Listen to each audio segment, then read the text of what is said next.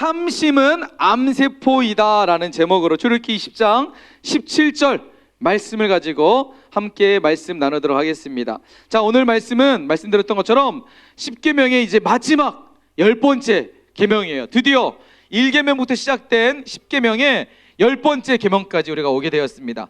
오늘의 핵심 말씀은 자, 내 이웃의 집을 탐내지 말라라는 말씀이에요. 그러니까 탐내지 말라라는 게 어떻게 보면 10계명의 핵심 부분이라는 거죠. 오늘 말씀해 보니까 내 이웃의 아내나 그의 남종이나 여종이나 그의 소유나 그의 낙이나 물은 내 이웃의 소유를 뭐 하지 말라고요?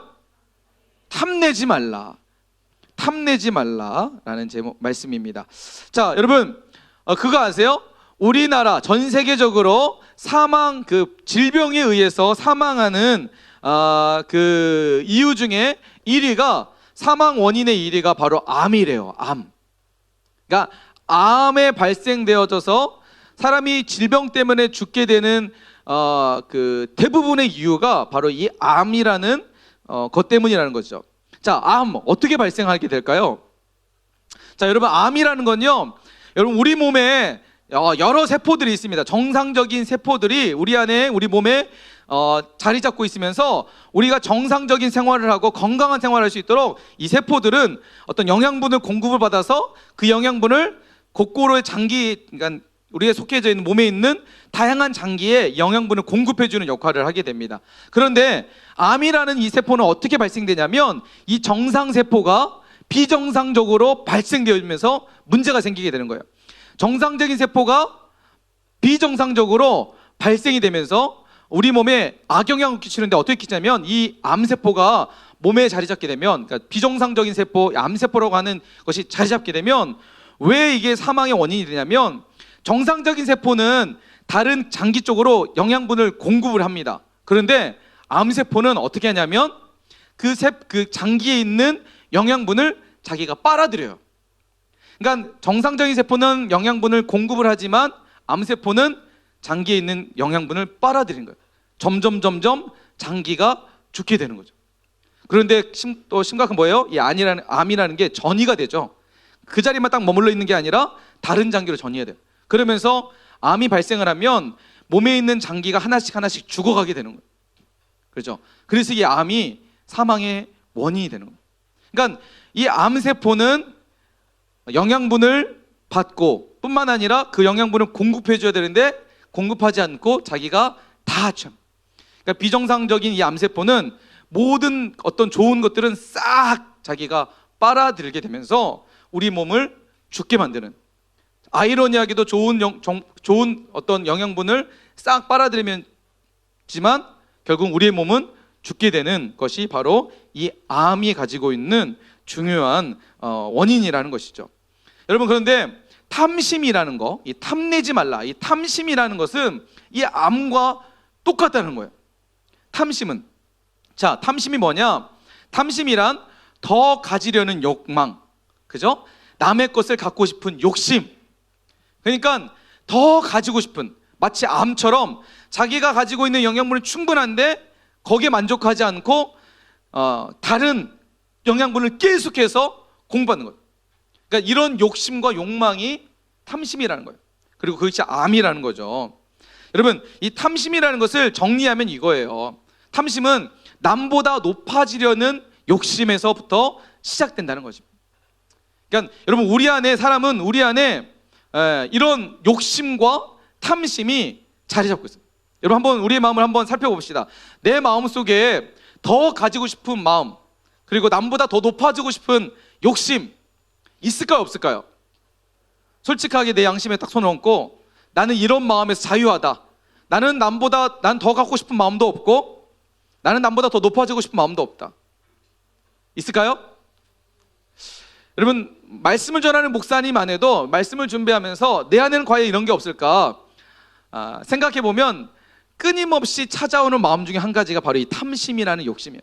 더 많이 갖고 싶고 더 많은 것을 누리고 싶고 때로는 다른 사람보다 더 높아지고 싶은 그런 욕심이 내 안에 있다는 것을 목사님은 발견하게 됐다. 여러분도 마찬가지로 이런 부분들이 모두에게 있지 않을까 생각이 됩니다. 그런데 여러분 보세요. 여러분 사람에게 인간의 욕심은 끝이 있을까 없을까요? 만족이라는 게 있을까 없을까요? 여러분 돈을 가지고 있으면 내가 이 정도의 돈을 갖고 있으면 만족하겠다. 그런 게 있을까요? 내가 나름대로 정해놓은 금액이 있어서 그 금액을 딱 취하면 정말 내 안에 만족이 있을까요? 사람이 가지고 있는 욕심은요 끝이 없어요. 여러분 보세요. 우리가 자주 이런 탐심에 빠지는 다양한 이유들이 있지만 그 이유들 중에서 보통 이런 것들이 있죠. 외모에 대해서. 여러분 잘생겨져 보고 싶죠. 우리 여자친구들은 더 이뻐 보이고 싶고, 그죠? 그래서 더 꾸미게 되고, 그래서 뭐예요? 성형도 생각하고 있고, 그죠? 다이어트를 하는 이유가 뭐예요? 남자들은 운동을 해서 막 근육을 만드는 이유가 뭐예요? 외모에 대한 욕심이 우리 안에 있기 때문에, 탐심이란 게 있기 때문에 더 잘생겨져 보고 싶고 더 아름다워 보이고 싶은 욕심에 있다는 거예요. 그런데 여러분 이게 끝이 있을까요? 내가 이 정도 수준 되면, 내가 뭐 BTS의 누구처럼 되면, BTS에 있는 그 친구들은 자신의 외모에 대해서 만족할까요? 여러분 사람에게는 끊임없는 욕심, 만족이라는 게, 이 탐심이라는 게 여러분 결코 사라지지 않는. 더 좋은 스마트폰, 더 좋은 최신형 기계를 내가 갖고 있으면, 그죠? 뭐 아이폰 지금 최신형 나온 그 핸드폰을 내가 가지면 나 너무 행복할 것 같아, 만족할 것 같아. 근데 진짜 그 핸드폰이 내게 딱 주어지면 내 안에 만족은 잠시 잠깐 있을 수 있어요. 행복은 잠시 잠깐 있을 수 있어요. 그런데 그 만족과 행복은 또 다른 핸드폰으로, 또 다른 기계로 마음이 흘러가게 된다는 거죠. 그러니까 우리의 만족은 끊임없이 이 탐심이라는 유혹 앞에 늘 있다는 거죠. 성적도 우리 안에 그런 탐심의 중요한 요소 중에 한 가지죠. 그죠? 내가 이 정도 성적 얻으면 만족할 것 같아. 그러나 그 성적 얻으면 또 다른 성적, 그죠? 계속해서 우리의 욕심, 그죠? 돈이라는 문제도 마찬가지겠죠? 돈도 좀 목사님이 얘기했던 것처럼 내가 어느 정도 갖고 있으면 내가 만족할 것 같다. 사실은 여러분 이거에 우리가 늘 속고 사는 거예요. 왜요? 사람은 이런 것들로 만족할 수 없어요. 외모로, 최신형 핸드폰으로, 좋은 성적으로, 내가 가지고 있는 수많은 물질로 사람의 만족을 채울 수 있다. 여러분 이런 거짓에 우리가 늘 속고 있기 때문에 우린 여기에 늘 빠져 있는 거예요. 이런 탐심에 빠져 있는 거예요. 더 멋있어 보이려고 그러고, 더 아름다워 보이려고 그러고, 더 좋은 것을 갖고 싶어 하고, 더 높은 성적을 얻으려고 하고, 더 많은 물질을 내가 가지고 싶어 하는 이런 욕심에 사로잡히게 되는 거예요. 네, 여러분 기억하세요. 인간의 욕심은 끝이 없다. 이것으로 우리는 만족할 수 없다는 것을 우리는 늘 기억해야 됩니다. 자, 그렇다면 왜 사람에게는 이런 탐심이 생겨나게 될까요? 왜 탐심이 있을까요? 왜 이런 욕심이 늘 내 삶과 내 신앙에 늘 이런 부딪힘이 있는 것일까? 여러분 그 원인을 살펴보면 죄의 시작으로부터 우리는 접근할 수 있어요. 창세기 3장 6절 말씀에 보면 최초에 사람이 죄를 짓는 과정을 보면 인간 안에 있는 이런 욕망과 욕심에서부터 시작됐다는 것을 알 수 있어요. 자, 뱀이 여자에게 등장을 해서 나와서 하나님이 먹지 말라고 하는 선악을 알게 한 나무 열매를 먹도록 거짓을 합니다. 거짓말을 해요. 근데 그 거짓말에 속아 넘은 사람은 어떻게 반응하게 되냐면, 자 6절 말씀 보니까 여자가 그 나무를 본즉 먹음직도 하고 보암직도 하고 지혜롭게 할 만큼 뭐 했다고요? 탐스럽기도 했다라고 말씀하고 있어요. 탐스럽다는 것은 내가 갖고 싶은, 저것을 취하고 싶은 욕심, 욕망, 탐심의 마음이 생겨나게 되었다는 거예요. 죄의 시작에서부터 이런 탐심이 생겨나게 되는. 근데 여러분 보세요. 10계명에서 보면 목사님 같은 6계명부터 8계명까지는 사람과의 직접적 관계에 의해서 형성된다고 그랬잖아요. 근데 10계명은 내가 사람에게 피해를 줬나요? 내가 탐하는 마음이 누군가에게 피해를 줬나요? 근데 마음의 문제잖아요. 그죠? 근데 성경에서는 우리의 마음의 문제도 하지 말라라고 성경은 이야기하고 있어요. 근데 그게 동의가 되는 게 뭐냐면, 여러분 간음하지 말라 했을 때 목사님이 뭐라고 얘기했죠? 예수님이 말씀하신 말씀, 여자를 보고 음욕을 품는 자마다 이미 간음했다. 형제를 미워하는 자마다 이미 살인했다. 자, 무슨 말이에요? 내가 간음하지 않아도, 내가 살인하지 않아도 내 마음에서부터 이미 동기가 생기면 그것이 이미 저지른 것이라고 말씀하고 있는 거예요. 다시 말해서 탐심이라는 이것은 내가 직접적으로 누군가에게 피해를 주지는 않지만 내 마음에서부터 그게 생겨나는 것을 하나님은 경계하고 있다는 거죠.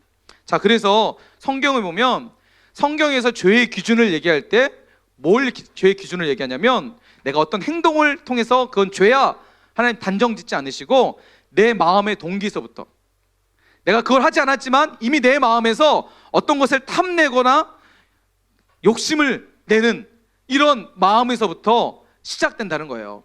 그래서 에레미야서 17장 보니까 자, 만물보다 거짓되고 심히 부패한 것이 뭐라고 말씀하고 있죠? 자, 뭐예요? 자, 크게 대답해 주세요. 뭐라고요? 마음이라는 거예요. 마음. 그렇죠? 여러분, 한번 내 마음을 한번 살펴봅시다. 내 마음은 정말 거룩하고 깨끗한지, 아니면 탐심에 가득 쌓여서 살아가고 있는지, 간음과 정욕과 시기와 질투에 사로잡혀서 내 마음의 상태가 늘 그렇게 거룩하지 못한 모습으로 살아가고 있는지. 자, 여러분 보세요. 하나님은 어떤 분이시냐? 예레미야서 17장 9절에서 10절 말씀 보니까 하나님은 어떤 분이시냐?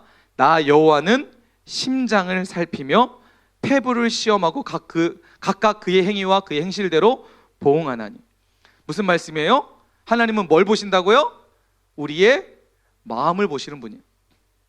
그런데 내 마음이 어떻다고요? 이런 탐심에 사로잡혀 있다면 하나님이 과연 우리의 마음을 보시고 어떤 마음을 가지실까 우리가 생각해 볼 필요가 있습니다. 여러분, 우리의 마음을 하나님은 다스리라고 말씀하고 있습니다. 오늘 이 10번째 계명을 통해서 너의 마음을 잘 다스려야 돼. 탐심이라는 유혹에 넘어지면 안 돼. 세상의 거짓된 어떤 그 가치관에 너의 삶이 빠지면 안 돼 라고 말씀하고, 좋은 성적이 너에게 만족 주지 않아. 물질이, 외모가, 사람들이 생각하는 좋은 것이 결코 너에게는 만족을 주지 않아 라고 하나님 말씀하고 있는 것입니다. 여러분, 오늘 이 말씀 앞에 찰스 스펄전이라는 미국의 아주 정말 설교의 대가라고 할 수 있는 한 목사님이 이런 얘기를 했어요. 여러분, 한번 주의 깊게 한번 들어보세요. 누군가 당신을 욕하고 비난하고 어떤 누모로 괴롭히거든 너무 상심하지 말래요. 왜 그럴까요? 진짜 당신의 모습을 안다면 그 정도로 그치지 않았을 것이다 라고 얘기하고 있어요. 무슨 말이에요? 누군가 여러분에게 막 비난하고 비판하고 루머로 여러분에게 모함을 할 수가 있어요. 그런데 그것 때문에 상심하지 말라는 거예요. 왜요? 당신의 진짜 모습을 알면 그 사람의 그 루머와 비난과 어떤 그 욕이 거기서 멈추지 않는다는 거예요. 여러분, 내 마음의 상태를 누군가에게 내가 보여준다면, 여러분의 마음과 여러분의 생각을 누군가에게 다 오픈시켜서 보여준다면, 여러분 당당하게 내 마음을 보여주고 내 생각을 드러낼 수 있는 사람이 과연 여기에 몇 명이 있을까요? 우리가 겉모습으로 포장시키고 아닌 것처럼 의연하게 행동하지만 사실 우리의 마음의 상태는 늘 사람들 앞에 부끄러울 수밖에 없는 욕심에 사로잡힌 존재라는 것을 우리는 부인할 수 없다는 거죠. 자, 여기 있는 사람들 앞에 과연 이 스펄전 목사님의 이 이야기 앞에 나는 그러지 않습니다라고 얘기할 수 있는 사람이 과연 몇 명이 있는지 우리가 한번 생각해 봤으면 좋겠습니다. 그래서 성경은 우리에게 이렇게 얘기합니다. 자, 골로새서 3장 5절 말씀해 보니까 탐심에 대해서 이렇게 얘기하는 거예요. 자, 탐심은 뭐라고 말씀하죠? 자, 여러분 주보 한번 보세요. 주보. 오늘 나눠드린 주보에 보면 우리 문서연이라는 친구가 목사님에게 매주 이렇게 그 자신의 재능을 가지고 우리 목사님에게 이렇게 주보를 만들 때 이렇게 보내주세요. 이렇게 혹시 다른 친구들 중에서 목사님 저도 저의 재능을 함께 공유하고 싶어하는 친구들은 목사님한테 보내주면 목사님이 같이 이렇게 주보에 실릴 건데, 이 친구가 정말 대단한 게 뭐냐면 오늘 말씀을 미리 묵상을 하고 그 말씀을 가지고 이렇게 그림을 그렸어요. 거기 보면 말씀하잖아요. 탐심은 뭐라고요? 우상숭배래요. 그렇죠? 왜 그럴까요? 여러분, 우리의 마음속에 물질에 대한 욕심 그리고 외모에 대한 욕심이 생기면 그것은 욕심으로 끝나는 게 아니라 결국은 그것을 숭배하게 되는, 우상으로 만들어서 숭배하게 되는 요소까지 번지게 된다는 거예요. 물질에 사로잡히면, 물질에 욕심이 생기면 결국은 물질을 따라가는, 물질이 우상이 되고 신이 되어서 따라가게 되고, 외모에 신경 쓰게 되면 결국 외모에 탐심에 빠지게 되면 여러분 결국 그것이 우상이 된다는 거예요. 물론 여러분에게 목사님 얘기하는 것처럼 외모에 신경을 쓰지 말라는 얘기는 아니에요. 물질에 대해서 너무나 여러분 부정적으로 생각하라는 얘기는 아니에요. 그것을 내가 어떻게 바라보느냐가 중요하다는 거예요. 자, 그래서 여러분 이렇게 결론할 수 있어요. 탐심은, 따라합시다. 탐심은, 따라서 크게, 탐심은 모든 죄의 시작이다. 여러분 내 마음에 죄의 시작은, 오늘 창세기 3장 6절 말씀 좀 전에 봤던 것처럼 죄의 시작이 어디서부터 시작돼요? 마음의 동기에서부터 시작되는 거예요. 그것을 보니 그것을 보니 탐스럽기도 한 나무인지라, 지혜롭게 할 만큼, 보암직도 하고 먹음직도 하고 지혜롭게 할 만큼 탐스럽기도 한 나무다. 이미 사단이 하와의 마음속에 들어와서 탐심이라는 마음을 심겨놓는 거죠. 결국 그 심겨놓은 탐심의 마음이 선악을 알게 나무를 따먹게 되는 거죠. 여러분 우리의 삶 가운데도 죄의 시작에 그냥 내가 아무 생각 없이 아무 마음 없이 죄를 짓는 게 아니라 내 마음이 이미 죄의 시작에 발을 담금으로 말미암아 죄를 짓게 되는 거예요. 내가 친구랑 싸우는 이유가 뭘까요? 왜 싸울까요? 내가 그냥 아무런 상태여서 그냥 막 싸울까요? 아니요. 이미 내 마음속에 사단이 분노라는 씨앗을 뿌려놓는 거예요. 미움이라는 씨앗을 뿌려놓기 때문이에요. 내 마음에 미움과 분노라는 씨앗을 뿌려놓는데 그것을 내가 거부하지 않고 받아들이니까, 이미 마음에서부터 그것을 받아들이니까 행동으로 드러나게 되는 거예요. 여러분 기억하시길 바랍니다. 사단의 이런 시험 앞에 우리가 당당하게 믿음으로 거부할 수 있길 간절히 축복합니다. 탐심은 모든 죄의 시작입니다. 내 안에 있는 거짓된 욕심은 결국 죄악으로 쫓아가게 된다는 사실입니다. 그래서 야고보서 1장 15절 말씀에 이렇게 말씀하세요. 욕심이 잉태한 즉 죄를 낳고 죄가 장성한 즉 사망을 낳느니라. 내 안에 거짓된 욕심이 사로잡히면 그 욕심은 그곳을 머물지 않고 결국은 죄를 낳게 돼요. 그런데 죄는 그곳으로 머물지 않고 어떻게 돼요? 우리를 사망으로 이끌어가게 된다는 거예요. 여러분 탐심이라는 것은요, 그래서요 가볍게 생각하면 안 돼요. 내 안에 이런 거짓된 욕심을 가볍게 생각하면 안 돼요. 자, 그래서 여러분 기억하세요. 탐심의 괴물에 사로잡히면 모든 것을 잃게 된다는 거. 외모라는 탐심에 사로잡게 되면, 그리고 성적이라는 탐심에 사로잡히게 되면, 그리고 물질이라는 탐심에 사로잡게 되면 여러분 모든 것을 잃게 돼요. 그런데 여러분 보세요. 목사님 말씀을 준비하면서 이런 생각을 하게 돼요. 여러분 목사님 방금 얘기했던 외모, 물질, 성적, 여러분 삶 가운데 있어서 뗄 수 있는 이야기일까요? 나와 상관없는 이야기일까요? 외모, 성적, 물질, 나와 상관없는 이야기일까요? 어떻게 보면 우리가 살아가는 삶에 있어서 뗄래야 뗄 수 없는 이야기예요.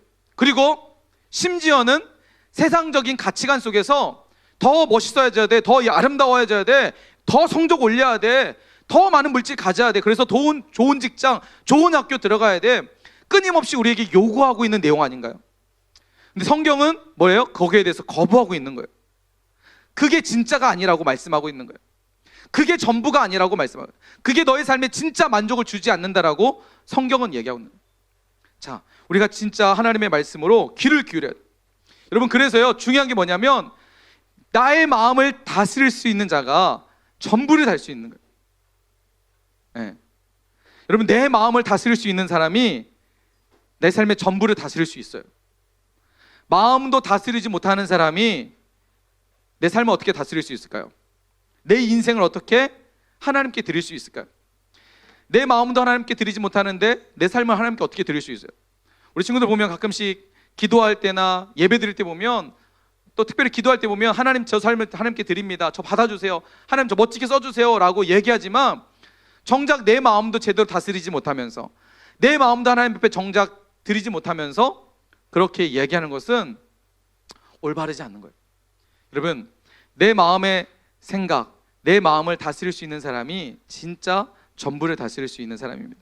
언젠가 목사님이 이런 얘기했던 것 같아요. 루터라는 종교 개혁자가 이런 얘기를 했어요. 자신의 사람의 머리 위로 나는 새는 막을 수 없대요. 무슨 말인지 이해돼요? 여러분, 내 머리 위로 나는 새 막을 수 있어요? 새가 내 머리 위로 나는 걸 내가 막을 수 있는 사람은 없어요. 그런데 그 새가 내 머리 위에 둥지를 트는 것은 막을 수 있어요. 무슨 말인지 이해되세요? 새가 나는 것은 막을 수 없지만 그 새가 내 머리 위에 둥지를 트는 것은 막을 수 있다는 거예요. 무슨 말이에요? 마음의 생각은 수만 가지가 들 수 있어요. 그러나 그 마음의 생각이 내 마음속에 자리 잡지 않는 것은, 자리 잡게 하는 것은 내가 막을 수 있다는 거예요. 그래서 마음을 다스릴 수 있는 자가 전부를 다스릴 수 있습니다. 자, 여러분, 말씀을 정리하고 결론을 좀 여러분에게 말씀을 드리도록 하겠습니다.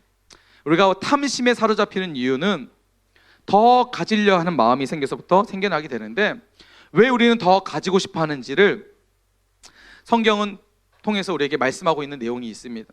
그것은 여러분, 사람이 처음 하나님 앞에 범죄했을 때 하나님이 먹지 말라고 선악을 알게 한 나무 열매를 먹게 되었습니다. 결국 하나님은 열매를 먹으면 뭐라고 말씀하셨냐면 정령 죽으리라고 말씀하셨어요. 사람이 하나님이 먹지 말라는 나무의 열매를 먹고 나서 사람은 육신의 생명은 살아있었지만 사람의 영적 생명, 하나님의 형상은 죽게 되었어요. 하나님의 형상을 상실해지게 되었어요. 다시 말해서 인간의 마음속에 하나님의 자리에 하나님이 떠나게 되었어요. 그래서 인간은 늘 공허함이 생기게 됩니다. 이 마음 안에 하나님이 없는 인간은 늘 공허하게 되는 거예요. 그래서 이 공허함을 채우기 위해서 수많은 것들로 채워보려고 합니다. 육신의 정욕, 안목의 정욕, 이생의 자랑, 탐심이라는 욕심이 이 마음속에 자리 잡게 되는 거예요. 성경 역사를 보면 가인과 아벨의 제사 가운데 이야기 보면 하나님은 아벨의 예배를 받으시고 가인의 예배 받지 않아요.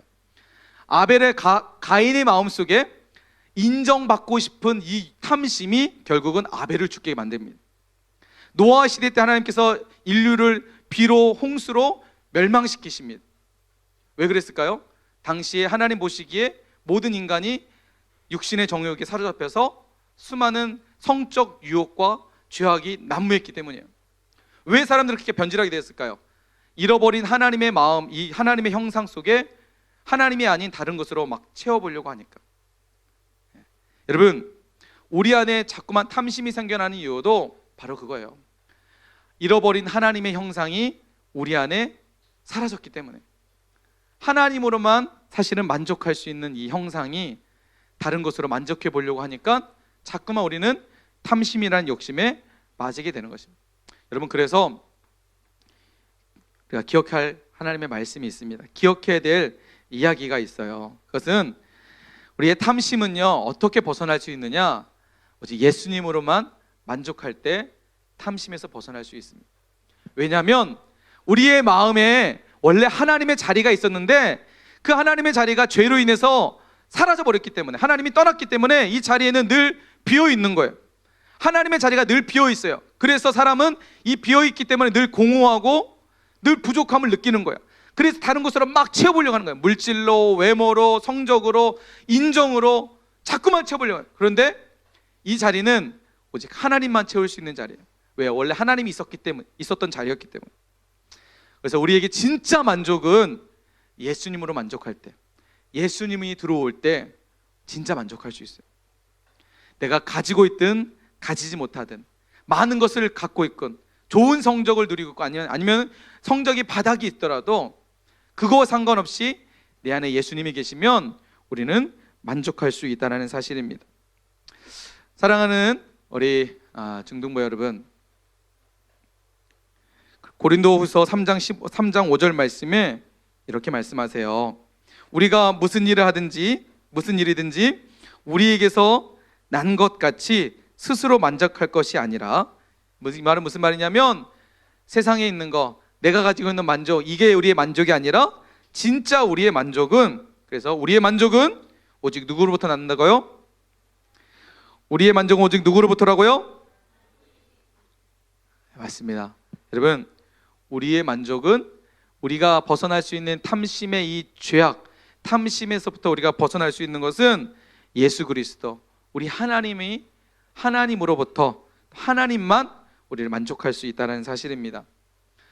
여러분, 우리가 살아가는 세상은 끊임없이 경쟁과 끊임없이 더 많은 것들을 누리고 얻기 위해서 끊임없이 달려가는 세상에 살아갑니다. 학교의 생활 가운데 끊임없이 경쟁이라는 이 구조 속에서 우리는 살아가고 있고, 끊임없이 더 많은 것을 얻으려고, 취하려고 몸부림하면서 살아가고 있습니다. 여러분, 과연 이런 세상이 살아가는 우리가 행복할 수 있을까요? 과연 이런 세상 속에서 우리는 만족할 수 있을까요? 여러분, 결코 만족할 수 없다는 사실을 여러분 기억하시길 바랍니다. 우리가 모든 상황 속에서 하나님을 바라볼 때, 어떠한 삶 가운데서도 하나님을 신뢰할 때 세상이 줄 수 없는 그 만족을 우리는 경험하게 될 줄 믿습니다. 그럼 내 마음속에 있는 욕심은요, 우리를 두려움에 빠뜨리게 만들어요. 탐심이라는 것은요, 채워지지 않기 때문에 늘 불안해요. 늘 두려워요. 늘 근심이 있고요, 걱정이 있고요, 염려가 있어요. 때로는 질투가 있고요, 때로는 시기가 있어요. 왜요? 나보다 더 많이 가진 사람 보면 나보다 더 많이 가졌기 때문에 시기하고 질투하는 거예요. 또 때로는 내가 없는 것 때문에 불안해하는 거예요. 두려워하는 거예요. 자꾸만 뭔가를 채워보려고 하는 거예요. 이게 바로 우리의 마음의 상태입니다. 탐심에 빠져있는 우리의 마음이에요. 그러나 하나님은 우리가 이런 마음에서 사로잡히는 인생이 아니라 하나님이 주시는 만족, 하나님이 우리에게 허락하신 그 행복, 생명을 누리는 인생으로 살아가라고 말씀하고 있습니다. 사랑하는 우리 사랑의 교회 중등부 여러분, 오늘 10계명의 마지막 10번째 계명, 탐내지 말라, 탐심에 사로잡히지 말라. 탐심이라는 괴물에 너의 인생을 소비하지 말라. 너의 인생을 책임하는 분은 나 여호와 한 분밖에 없다. 오직 너의 만족은 우리 주 하나님 한 분밖에 없다 말씀하고 있습니다. 세상 속에 살아가다 보면 탐심이라는 덫에 우리는 늘 놓여 있게 됩니다.